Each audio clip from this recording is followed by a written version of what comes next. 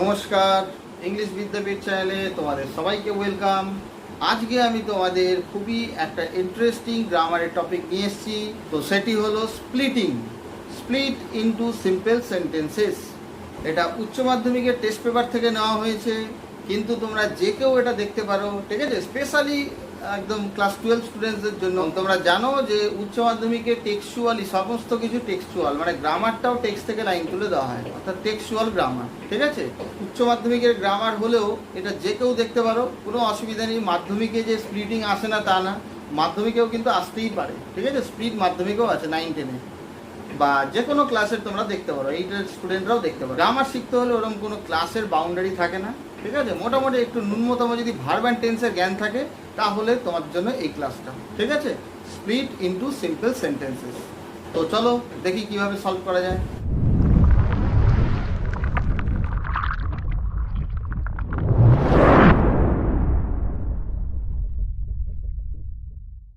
দেখো, আমি তো বলেই থাকি তোমাদের যে ডেফিনেশনই হচ্ছে সব কিছু। What is splitting? স্প্লিটিং মানে হচ্ছে ভাঙা। কি বললাম? স্প্লিটিং মানে হচ্ছে ভাঙা। তোমরা সকলেই জয়েনিং এর সাথে পরিচিত, সে যে ক্লাসেরই তোমরা হও না কেন। উচ্চ মাধ্যমিকের স্টুডেন্টরা তো অবশ্যই জয়েনিং সবাই শুনেছো। জয়েন মানে কি? জোড়া, আর ঠিক তার বিপরীত হচ্ছে ভাঙা, তাই না? জোড়া আর ভাঙা। জয়েনিং হচ্ছে জোড়া, স্প্লিটিং হচ্ছে ভাঙা। তো জোড়া আর ভাঙার ব্যাপারটা কি দেখো।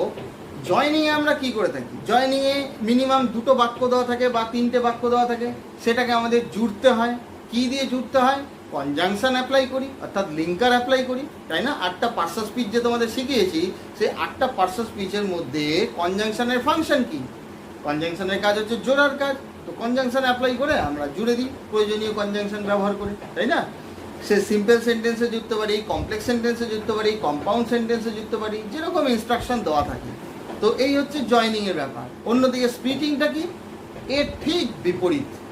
অর্থাৎ তোমাকে একটা বাক্য দিয়ে দেবেন, একটা সিঙ্গেল সেন্টেন্স, মানে জয়েন করা বাক্য, ঠিক আছে? জয়েন করা বাক্য তোমাকে দেওয়া থাকবে, একটা সিঙ্গেল সেন্টেন্স দেওয়া থাকবে, সেটাকে টুকরো টুকরো করে তোমাকে ভাঙতে হবে, খণ্ড খণ্ড করতে হবে। এটাকেই বলে ভাঙা। ছোট ছোট বাক্য তৈরি করতে হবে। এবার প্রশ্ন তোমাদের জানতে হবে যে কতগুলো বাক্যে, ছোট ছোট বাক্যে ভাঙবো? যেরকম ইনস্ট্রাকশন দেওয়া থাকবে, split into sentences, split into separate sentences, split into simple sentences, যাই বলা থাকুক না কেন, এইরকম যদি কিন্তু ইনস্ট্রাকশন দেখো, ডিরেকশন দেখো, তো যতগুলো সম্ভব ততগুলোতে ভাঙা যাবে। কি বললাম? যদি পার্টিকুলার কিছু না বলে দেওয়া থাকে যে স্প্লিট ইনটু 2 সিম্পল সেন্টেন্সেস বা split into 2 sentences, split into 3 sentences, এরকম যদি পার্টিকুলার কিছু মেনশন না থাকে, তাহলে তোমরা যতগুলো খুশি ভাঙতে পারো। অবশ্যই সেটা লজিক্যাল হতে হবে। যতগুলো খুশি মানে লজিক্যাল হতে হবে, বোঝা গেল? ছোট ছোট বাক্য করবে, একটা বাক্য তোমাকে দিয়ে দেবে, সেইটাকে খণ্ড খণ্ড করতে হবে। ওই জয়েনিংয়ের বিপরীত। জয়েনিংয়ে খণ্ড খণ্ড দেওয়া থাকে বাক্য, সেটাকে জুড়তে হয়, জোড়ার জন্য কনজাংশন দরকার হয়। আর এখানে তোমাকে কনজাংশন যুক্ত বাক্য দিয়ে দিতে পারে, অথবা কোনো বড় বাক্য দিয়ে দিতে পারে একটা, সেটাকে খণ্ড খণ্ড করে ভাঙতে হবে, ঠিক আছে? আর যদি খণ্ড খণ্ড করেই ভাঙবো, তাহলে আমার আর কনজাংশন বা লিঙ্কারের কোনো প্রয়োজন আছে? সাধারণত দরকার নেই। হ্যাঁ, দুটো ওয়ার্ড জয়েনিংয়ের জন্য বা দুটো ফ্রেজ জয়েনিংয়ের জন্য, শব্দগুচ্ছ বা দুটো শব্দ, সেটার ক্ষেত্রে কনজাংশন অ্যান্ড এই সমস্ত আমরা ব্যবহার করতে পারি, কিন্তু জেনারেলি কনজাংশনের এখানে কোনো কাজে লাগে না। কারণ দুটো ক্লজও হবে না, কারণ একটা ক্লজ মানে একটা ফাইনাইট ভার্ব শিখেছি না, আর একটা সেন্টেন্সে তো একটা ফাইনাইট ভার্ব থাকবেই। একটা ক্লজেও ফাইনাইট ভার্ব একটা থাকে, মানে টেন্সের গঠনের ভার্ব, আর সেন্টেন্সে তো থাকবেই মিনিমাম একটা ফাইনাইট ভার্ব। সেন্টেন্সে একাধিক ফাইনাইট ভার্ব থাকতে পারে, আর যতগুলো ফাইনাইট ভার্ব ততগুলো ক্লজ। বোঝা গেল? যে যতগুলো ক্লজই দিক না কেন, স্প্লিট করবো যখন, সেগুলোকে ছোট ছোট করে ভাঙবো। তাহলে স্প্লিট করার তোমাদের 3টে আমি নিয়ম বলে দিচ্ছি। কি? এক হচ্ছে প্রত্যেকটা যে ছোট ছোট করে খণ্ড খণ্ড বাক্য ভাঙবো না আমি, এটা সব থেকে ইম্পর্টেন্ট পয়েন্ট মাথা রাখবি। সেগুলো কি সেন্টেন্স হবে? সেগুলো সিম্পল সেন্টেন্স হবে। সিম্পল মানে সরল বাক্য হবে। What is simple sentence? এ আমি তোমাদের বিভিন্ন সময় বলেই থাকি, তাও এখানে প্রসঙ্গ হলে বলে দিই শর্টে। কি?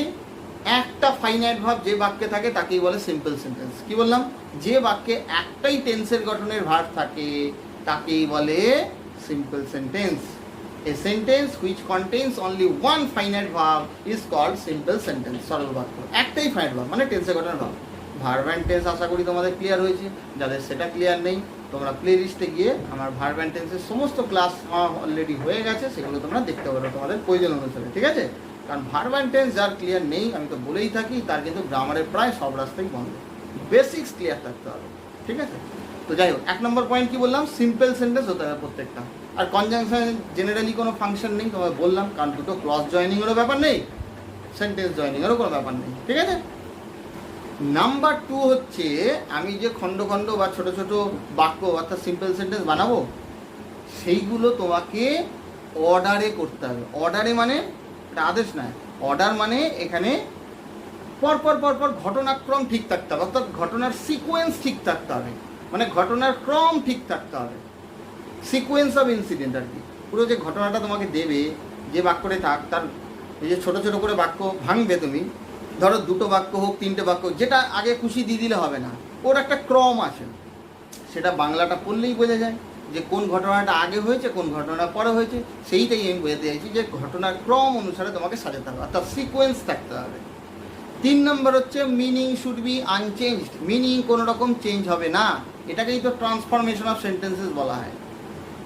ট্রান্সফরমেশন অফ সেন্টেন্সের মধ্যে তো সবই ডুয়াস ডিরেক্টেড রয়েছে, তাই না? সে ভয়েস হোক, ন্যারেশন হোক, স্প্লিট হোক, জয়েন হোক, ট্রান্সফর্ম মানে রূপান্তরকরণ হবে অফ সেন্টেন্সেস মানে বাক্যের, উইদাউট চেঞ্জিং এনি মিনিং, কোনো রকম চেঞ্জ না করে মিনিংয়ের ডিরেকশন যেরকম দেবে সেই অনুসারে চেঞ্জ করব, কিন্তু মিনিং চেঞ্জ হবে না, অর্থের পরিবর্তন হবে না। ডিরেকশন অনুসারে বাক্যটা রূপান্তরকরণ হবে, কিন্তু মিনিং চেঞ্জ হবে না। তাহলে স্প্লিটিং কী কী বললাম, পয়েন্টগুলো কি মনে রাখবে বা খাতায় লিখে নেবে অবশ্যই তোমরা। 1 হচ্ছে সিম্পল সেন্টেন্স হতে হবে প্রত্যেকটা, 2 হচ্ছে সিকোয়েন্স থাকতে হবে, ঘটনার ক্রম ঠিক থাকতে হবে, 3 হচ্ছে মিনিং কোনো রকম চেঞ্জ হবে না, ঠিক আছে? তো চলো এবার আমরা দেখি তোমাদের স্প্লিটিং সম্বন্ধে আশা করি ধারণা ক্লিয়ার করতে পারলাম। এটাই হচ্ছে স্প্লিটিংয়ের ডেফিনেশন, ভাঙা, জয়েনিংয়ের বিপরীত, ছোটো ছোটো বাক্যে ভাঙতে হবে, ঠিক আছে? তো চলো এবার প্র্যাকটিক্যালি আমরা দেখি। এগুলো টেস্ট পেপার থেকে নেওয়া হয়েছে ক্লাস 12-এ, 2খানা নিয়েছি, খুব ইম্পর্টেন্ট, টেক্সচুয়াল গ্রামার, তো কমন আসার প্রবল সম্ভাবনা। তো চলো দেখি কীভাবে সলভ করা যায়। দেখো প্রথম যে বাক্যটা লিখেছি, a man getting into the compartment stammered and apology, তো এটা দ্য আইজ হ্যাবিট টেক্সটটা থেকে দেওয়া হয়েছে। এ ম্যান গেটিং মানে তো তোমরা আশা করি জানোই, ক্লাস 12-এর স্টুডেন্টরা তো এটা এক্সপেক্টেড যে ক্লাস 12-এর স্টুডেন্টরা সবাই এর অর্থ জানে। তাও অন্যান্য ক্লাসের স্টুডেন্টরাও যদি গ্রামার শিখতে চায়, তো ক্লাসের কোনো ব্যাপার নেই, সে শিখতেই পারে, তাদের জন্য আমি তাও মানেটা বলে দিচ্ছি। এর মিনিংটা হচ্ছে একটা লোক গেটিং ইনটু দ্য কম্পার্টমেন্ট, মানে কম্পার্টমেন্ট মানে ট্রেনের কম্পার্টমেন্টে ঢুকছিল যখন, স্ট্যামার্ড অ্যান্ড অ্যাপোলজি মানে ক্ষমা চেয়েছিল, স্ট্যামার্ড অ্যান্ড অ্যাপোলজি, ঠিক আছে, ক্ষমা চেয়েছিল। তো এবারে দেখো লেখা আছে স্প্লিটিং ইনটু সিম্পল সেন্টেন্সেস, সরল বাক্যে এরকম উল্লেখ করেই দিতে পারে, সিম্পল কথাটা উল্লেখ নাও থাকতে পারে, তোমাকে বুঝে নিতে হবে কি বললাম, সিম্পল সেন্টেন্সই হতে হবে। ছোট্ট ছোট্ট যে বাক্যগুলো হবে, খণ্ড খণ্ড যে বাক্য হবে, ঠিক আছে, ভাঙবো ছোট ছোট করে। তো কিভাবে অ্যাপ্রোচ করব, অর্থটা তো ক্লিয়ার থাকতে হবে এক। দ্বিতীয়ত হচ্ছে সেকেন্ড যেটা তোমাকে দেখতে হবে, এই বাক্যটাতে কটা ভার্ব আছে, সে ফাইনাইটও হতে পারে, নন ফাইনাইটও হতে পারে, ইট ডাজেন্ট ম্যাটার, তোমাকে ভার্ব খুঁজে বার করতে হবে। তো ভার্ব খুঁজি, ফাইনাইট মানে টেন্সের গঠনে, আর নন ফাইনাইট মানে টেন্সের গঠনে নেই। তো দেখি, দেখো এ ম্যান গেটিং, এটা দেখতে পাচ্ছি সাবজেক্ট আছে, এই যে গেট একটা ভার্ব না, গেট একটা ভার্ব, তো তারপরে ইনটু দ্য কম্পার্টমেন্ট রয়েছে, আবার স্ট্যামার্ড একটা ভার্ব না, আচ্ছা তো ডু ভার্ব, দুটোই ডু ভার্ব। এবারে আমি দেখবো কোনটা টেন্সের গঠনে দিয়ে যায়, মানে কোনটা ফাইনাইট কোনটা নন ফাইনাইট। এইটা দেখতে পাচ্ছি আরামসে V2-তে রয়েছে, অর্থাৎ ক্ষমা চেয়েছিল, বাংলায় ক্রিয়া শেষে ল লাম থাকলে simple past tense, stammered and apology, stammered V2 মানে ভার্বের পাস্ট ফর্মে রয়েছে, অ্যাকশন ভার্ব এটা, বা ডু ভার্ব বলতে পারো, তার পাস্ট ফর্মে রয়েছে, এটা তার মানে টেন্সের গঠনে আছে। এইটা দেখি গেট, এটাও একটা ডু বা অ্যাকশন ভার্ব, এর সাথে আইএনজি আছে, লাস্টের তিনটা ডাবল হয়ে গেছে কারণ তার আগে ভাওয়াল আছে বলে। বেশ কিছু ওয়ার্ড আছে যার আগে ভাওয়াল থাকলে লাস্টের লেটারটা মানে কনসোনেন্টটা ডাবল হয়ে যায়, আইএনজি ফর্ম হলে বা ইডি ফর্ম হলে, এরকম বেশ কিছু ওয়ার্ড আছে, ঠিক আছে। তো গেটিং, তো আইএনজি ফর্ম আছে, তো বলো তো দেখি এটা টেন্সের ঘটনা আছে কি নেই, নিজেকে প্রশ্ন করো। আমি তো ধরছি তোমাদের ঠিকই, কিন্তু সরাসরি তো ধরতে পারছি না, তো নিজেকে নিজেই প্রশ্ন করে দেখো যে এটা টেন্সের ঘটনা আছে, মানে ফাইনাইট ভার্ব না non finite verb, finite verb না নন ফাইনাইট ভার্ব, নিজেকে প্রশ্ন করে দেখো। দেখো বিচার করো ভালো করে, এটা নন ফাইনাইট ভার্ব। কেন নন ফাইনাইট ভার্ব? একদম সহজ বুদ্ধিতে শিখে দিচ্ছি। দেখো আইএনজি ফর্ম থাকা মানে আমাদের একটা কমন ধারণা যে কন্টিনিউয়াস, তাই না? Continuous, present continuous, past continuous, এই সমস্ত। কিন্তু না, এই ধারণাটা কিন্তু আমাদের ভুল। কন্টিনিউয়াস, প্রেজেন্ট কন্টিনিউয়াস হোক, পাস্ট কন্টিনিউয়াস হোক, যে কোনো ফিউচার কন্টিনিউয়াস হোক, ওখানে প্রিন্সিপাল ভার্ব, ভার্বের রুটের সাথে আইএনজি তো থাকেই, ওটাকে প্রেজেন্ট পার্টিসিপেলও বলতে পারো। প্রেজেন্ট পার্টিসিপেলের গঠন হচ্ছে ভার্বের রুটের সাথে আইএনজি, প্রেজেন্ট পার্টিসিপেলও বলতে পারো, বা ভার্বের রুটের সাথে আইএনজি যেটা রয়েছে তার আগেও তো একটা ভার্ব থাকে। আর দুটো ভার্ব মোটামুটি পাশাপাশি থাকলে আগেরটাকে অক্সারি বা হেল্পিং ভার্ব, সাহায্যকারী ক্রিয়া, পরেরটাকে মেইন ভার্ব বা প্রিন্সিপাল ভার্ব, মানে মুখ্য ক্রিয়া। নিজের মানে নিয়ে বসে, এটা বলেছি কিনা তোমাদের আগেও বলো, প্রত্যেক ক্লাসেই প্রায় আমি প্রসঙ্গ এলে বলে থাকি যে দুটো ভার্ব মোটামুটি পাশাপাশি থাকলে আগেরটা অক্সারি, পরেরটা প্রিন্সিপাল। তো কন্টিনিউয়াস আমরা কি দেখেছি গঠনে, ফর্মুলা অনুসারে যদি বলি, আগে একটা অক্সারি আছে। কি অক্সারি? বি ভার্ব অক্সারি রূপে বসে। B1 হলে প্রেজেন্ট কন্টিনিউয়াস, B2 হলে পাস্ট কন্টিনিউয়াস, তারপরে ভার্বের রুটের সাথে আইএনজি থাকতে হবে। তো এখানে ভার্বের রুটের সাথে আইএনজি তো রয়েছে, কিন্তু তার আগে কোনো অক্সারি ভাব আছে? বি ভার্ব আছে অক্সারি রূপে, অ্যাম ইজ আর কিছু আছে, ওয়াজ আর কিছু আছে? নেই। সুতরাং এটা বুঝে গেলাম এটা নন ফাইনাইট ভাব। সহজ বুদ্ধি বোঝা গেল? টেন্সের গঠনে না থাকলেই নন ফাইনাইট ভাব, ব্যাস মিটে গেল। এবারে তোমার প্রশ্ন হচ্ছে, তার নন ফাইনাইট ভাব জেনে কি করবো? নন ফাইনাইট ভাব জেনে কি করব? এটাই আমার কাছে বড় হাতিয়ার। কিরম ভাবে? আমাকে বাক্যটা ছোট ছোট করে ভাঙতে হবে। তো বাক্য সেটা তখনই হবে যেখানে একটা ফাইনাইট ভাব থাকবে। বাক্যে ফাইনাইট ভাব থাকতেই হবে। এই জন্য আমি বলে থাকি 8টা যে পার্সোনাল বীজ আছে তার মধ্যে সব থেকে গুরুত্বপূর্ণ হচ্ছে ভার্ব। ভার্ব বলতে কি? What do I mean by verb? Finite verb. Finite verb মানে টেন্সের গঠনের ভাব, যে ভার্ব টেন্সের গঠনে থাকে, মানে টেন্সের স্ট্রাকচারে যে ভার্বগুলোকে আমরা দেখতে পারি সেটাকেই ফাইনাইট ভাব বলে। ঠিক আছে?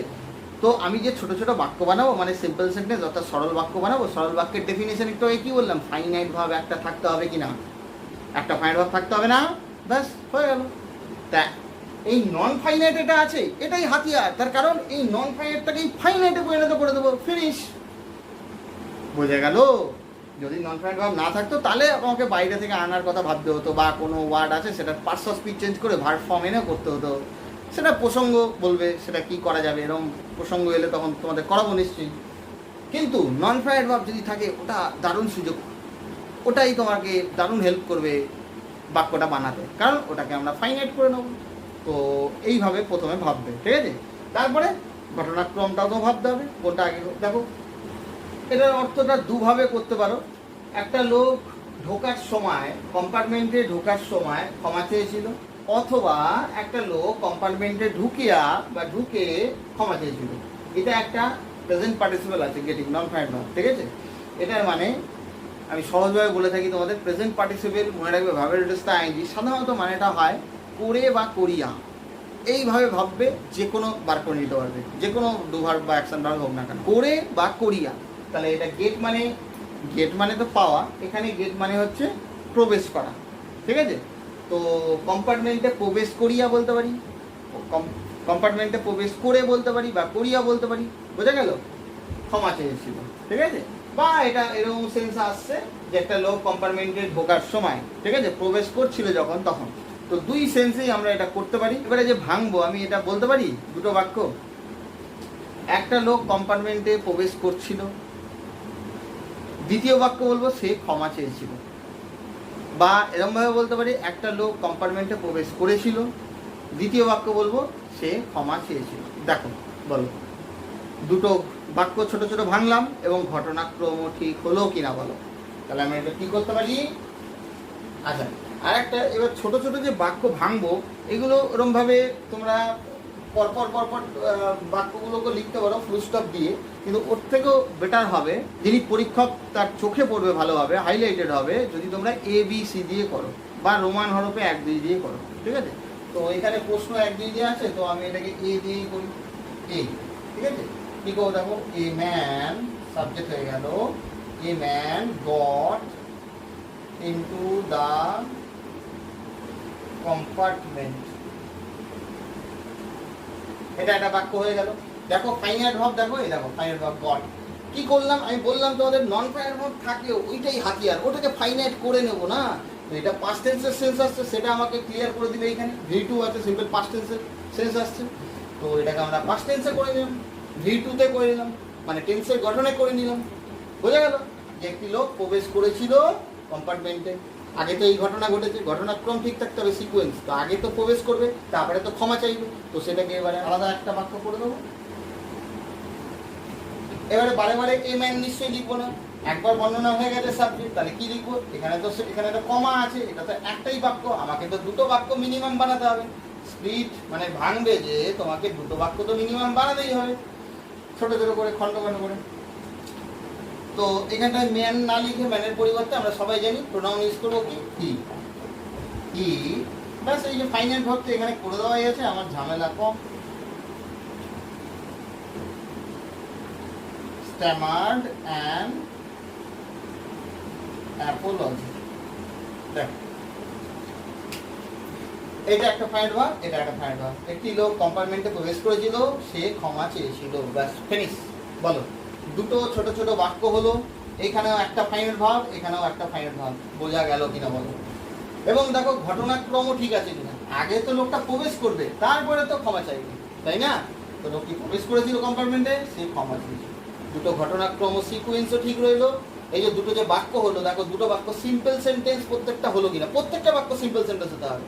দেখো এখানে একটাই ফাইনাল ভাব আছে গট, একটাই ফাইনাল ভাব টেন্সের গঠনে আছে।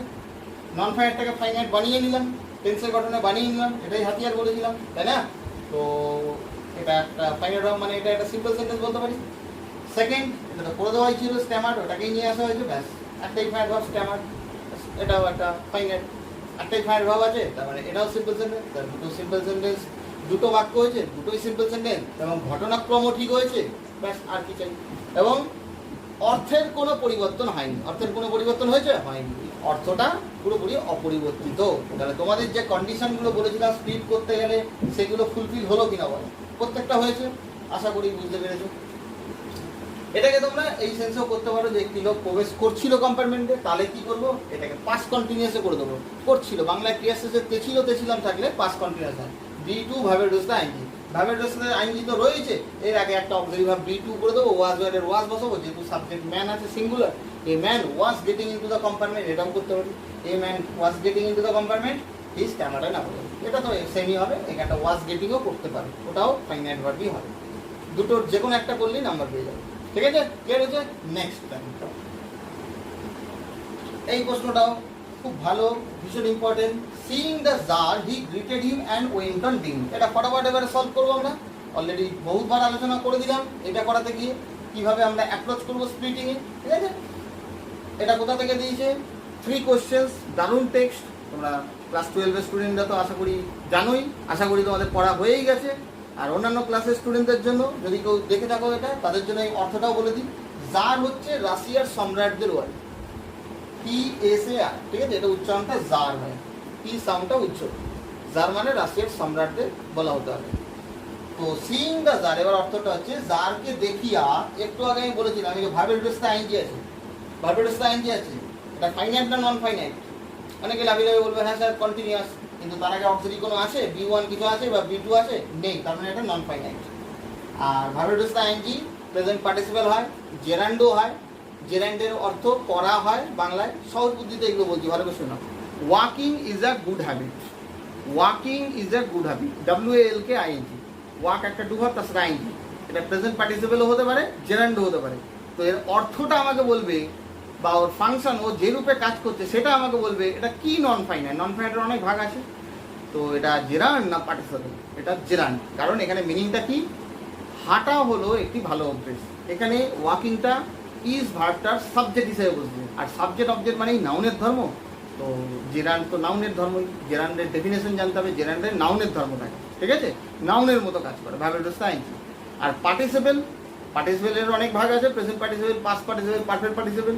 তো প্রেজেন্ট যে কোনো পার্টিসিপেলে অ্যাডজেক্টিভের ধর্ম থাকে, অ্যাডজেক্টিভের মতো কাজ করে পার্টিসিপেল। ঠিক আছে, অ্যাডজেক্টিভ কাকে বলে? নাউন বা প্রোনাউনকে কোয়ালিফাই করে।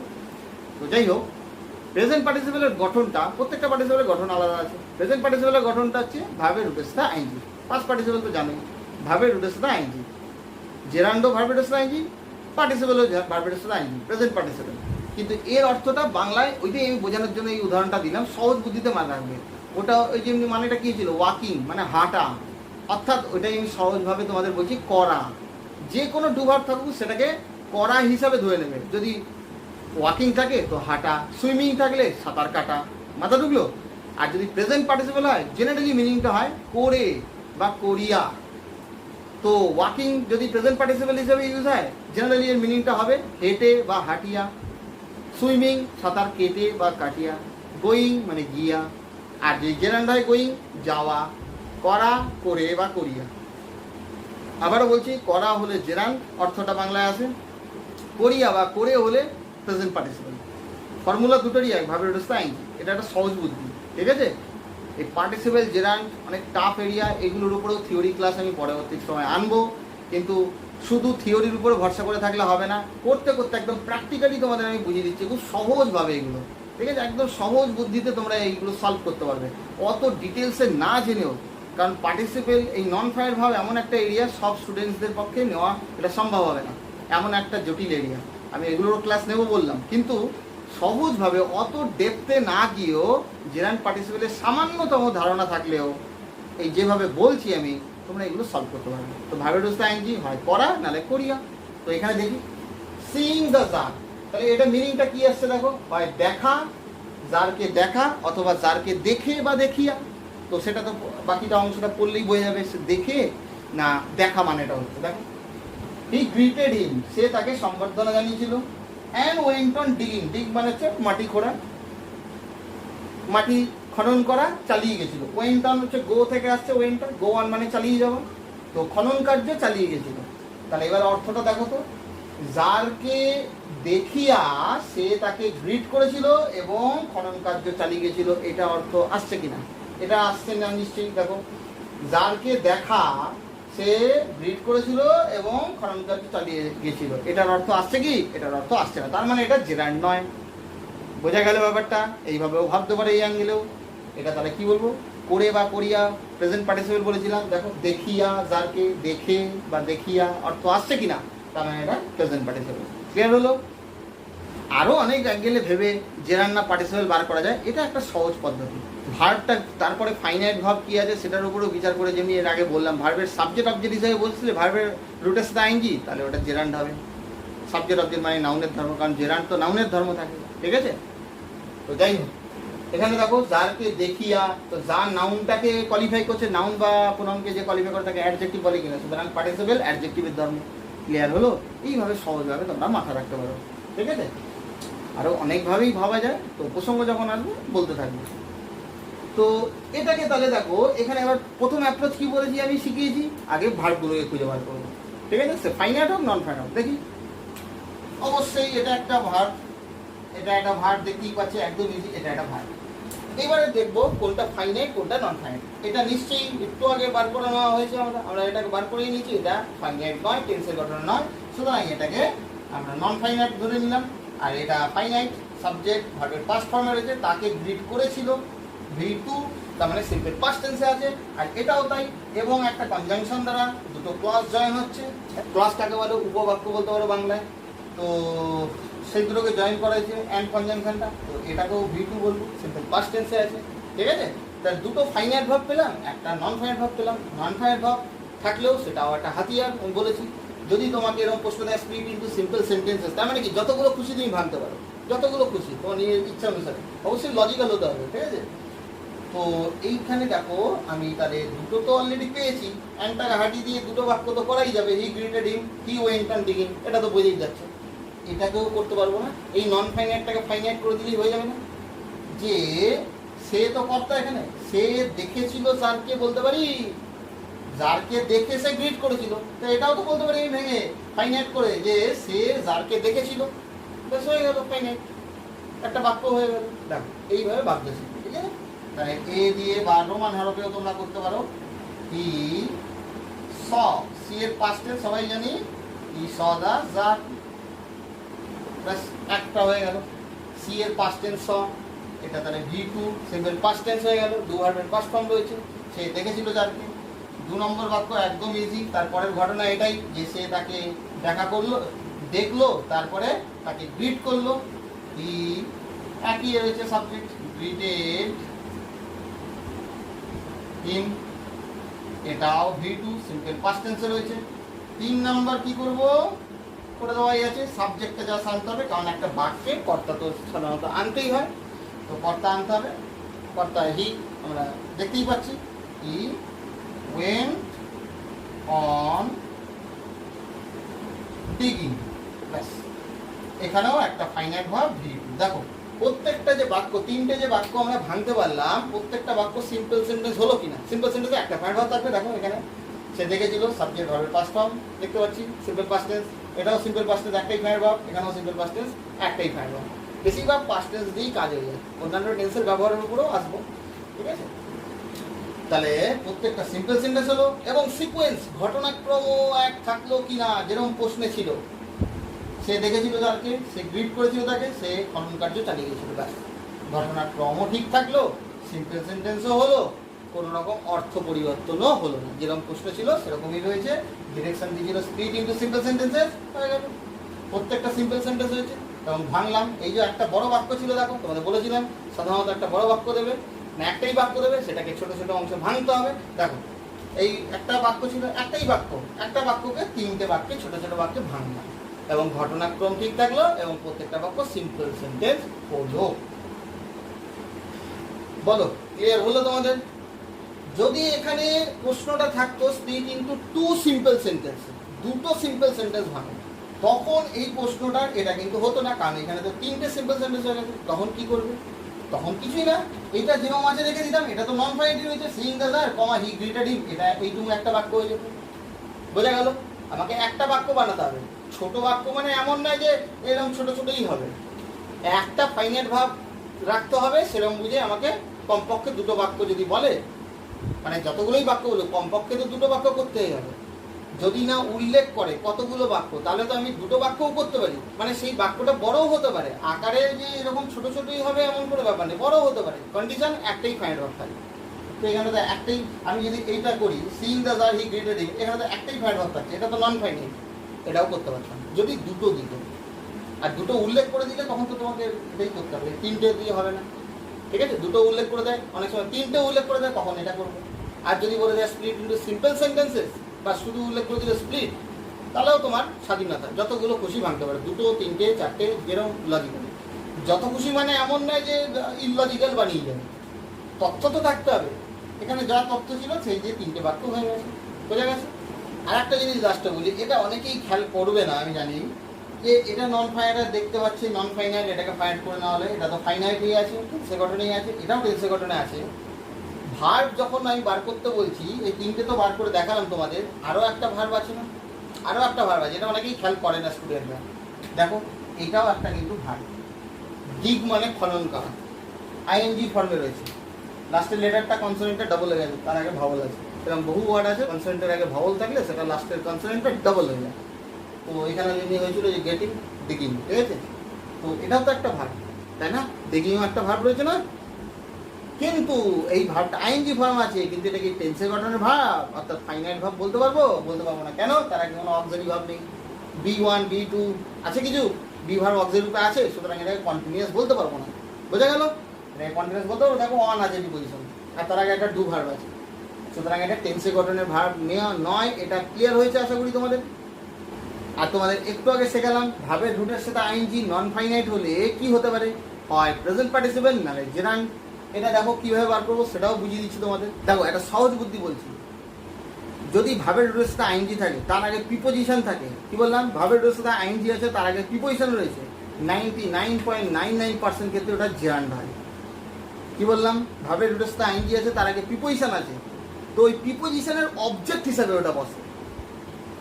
বুঝতে পারলাম কি বললাম? প্রিপোজিশনের অবজেক্ট হিসেবে বসে। আর অবজেক্ট সাবজেক্ট মানেই তো নাউনের ধর্ম, কর্তা কর্ম মানেই নাউনেরই ধর্ম, নাউনের মতনই কাজ করে। সুতরাং এটাকে আমরা কি বলবো, বিগিংটাকে জেরান্ড। এটা ছিল পার্টিসিপেল, প্রেজেন্ট পার্টিসিপেল।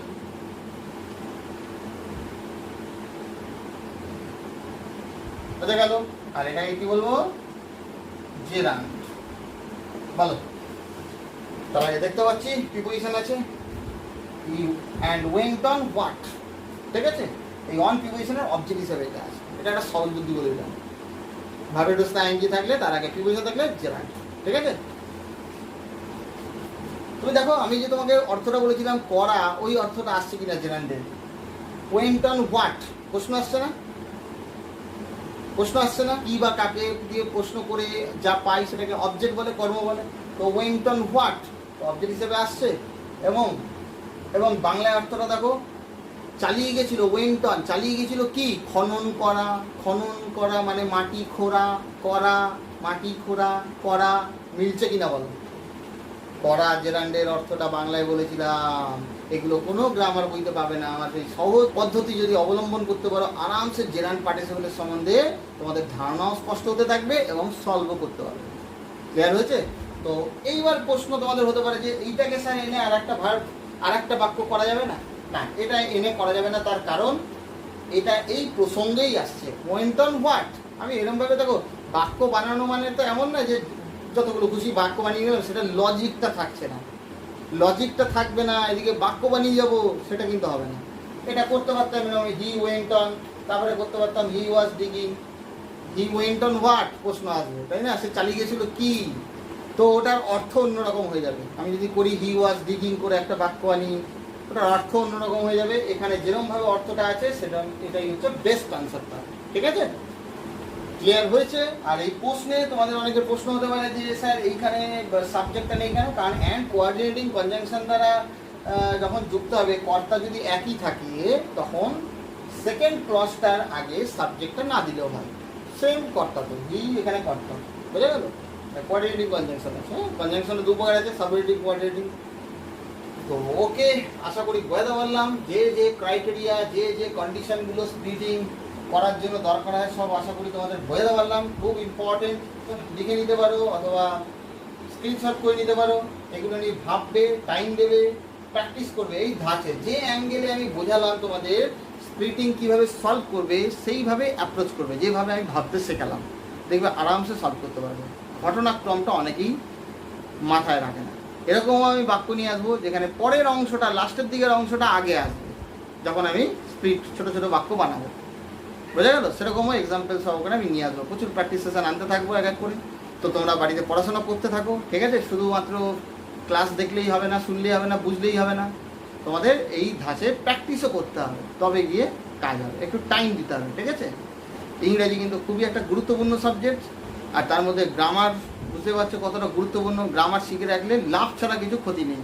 সমস্ত ক্লাসেই গ্রামার লাগবে, ঠিক আছে? যতদিন পড়াশোনার জগতে থাকবে বা যে কোনো কর্মক্ষেত্রে গেলেও সেখানেও ইংরেজি দরকার হয়, তো গ্রামার শিখে রাখলে লাভ ছাড়া ক্ষতি নেই। ওকে, থ্যাংক ইউ। আজকে এই পর্যন্ত রইল।